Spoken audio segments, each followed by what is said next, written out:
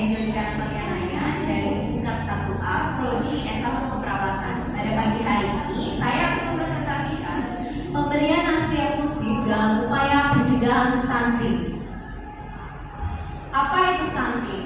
Stunting adalah kondisi di mana anak memiliki ukuran tubuh lebih pendek dari anak normal sesuai memiliki keterlambatan dalam berpikir. Hal ini juga mengakibatkan gagal tumbuh pada fisik dan otak anak akibat kekurangan gizi dalam waktu yang lama. Kekurangan gizi dalam waktu itu dimulai sejak janin ada dalam kandungan sampai awal kehidupan anak 1000 hari pertama kelahiran.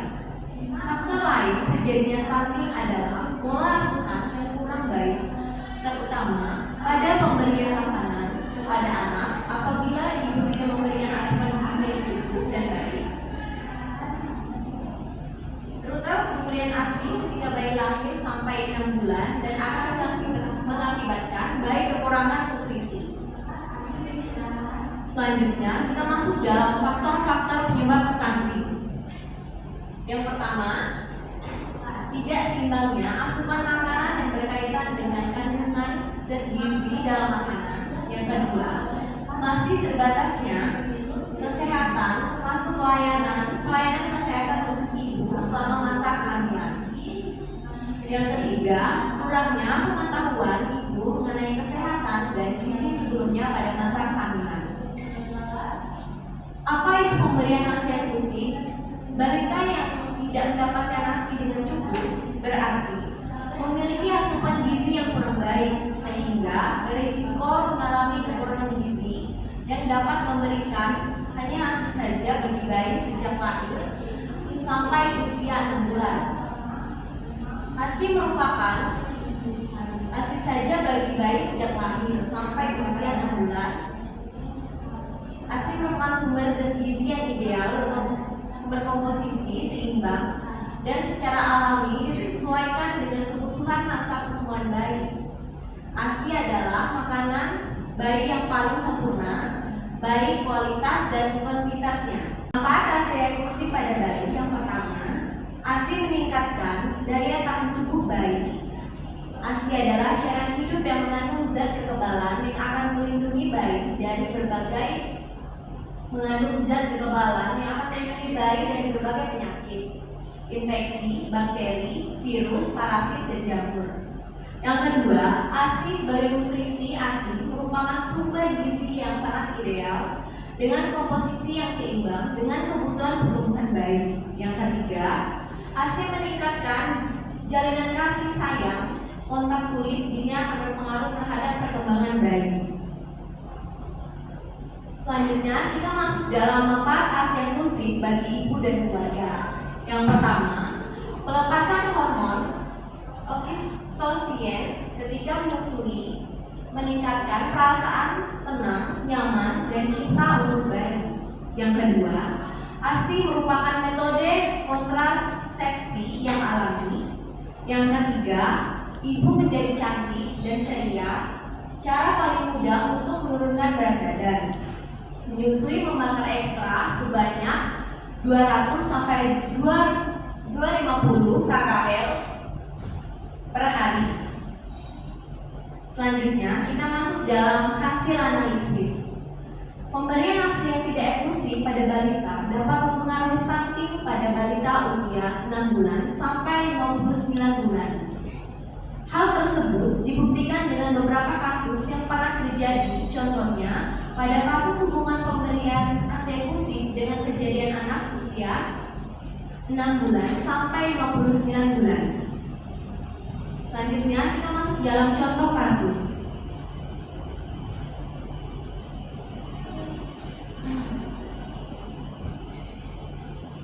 Contoh kasus, kejadian balita pendek atau disebut stunting merupakan salah satu masalah gizi yang dialami oleh balita di dunia saat ini.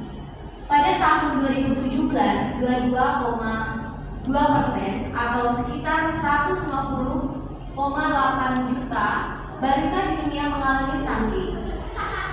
Indonesia merupakan peringkat kelima dengan jumlah balita tertinggi mengalami stunting setelah India, China, Nigeria, dan Pakistan. Toleransi balita sangat pendek dan pendek usia 0 sampai 59 bulan. Di Indonesia, tahun 2017 adalah 9,8% dan 19,8%. Kondisi meningkat dari tahun sebelumnya, yaitu toleransi balita sangat pendek sebesar 8,5% dan balita pendek sebesar 9%. Toleransi balita stunting di Sumatera Barat tahun 2016 sebesar 25,6%. Di Kota Padang, toleransi balita stunting 2018 sebesar 22,6%. Kejadian ini mengalami peningkatan dari tahun 2015 sebesar 14,9%. Penelitian ini merupakan penelitian observasional analitik dengan Bayesian Case Control Study atau studi kasus kontrol. Penelitian ini dilaksanakan di Puskesmas Kota Padang.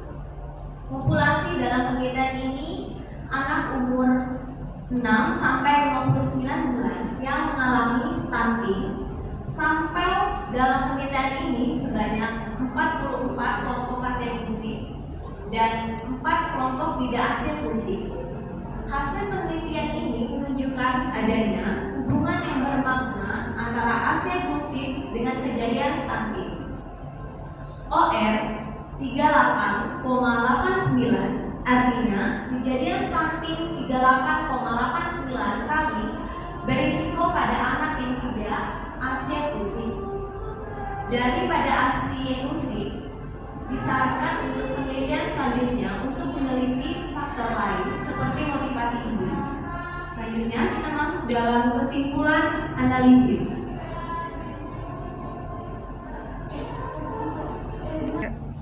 Kesimpulan analisis yaitu dapat dilihat yang terjadi di masyarakat. Terkadang ibu balita masih kurang paham pengetahuan bahwa pentingnya pemberian eksekusi pada 6 bulan pertama.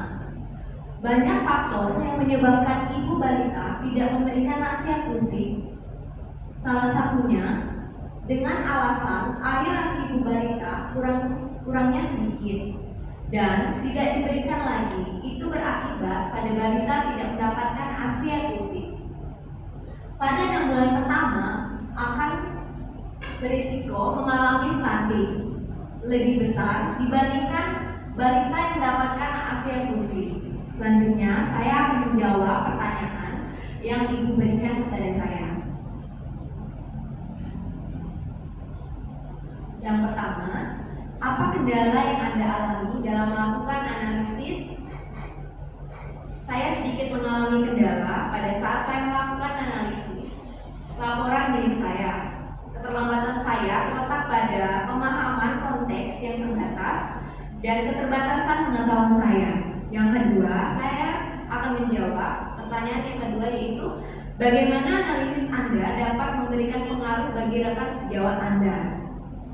Analisis saya dapat memberikan nilai tambahan bagi rekan sejawat dengan menyediakan informasi yang relevan, membantu merinci konsep kompleks, dan memberikan pandangan yang beragam. Terima kasih.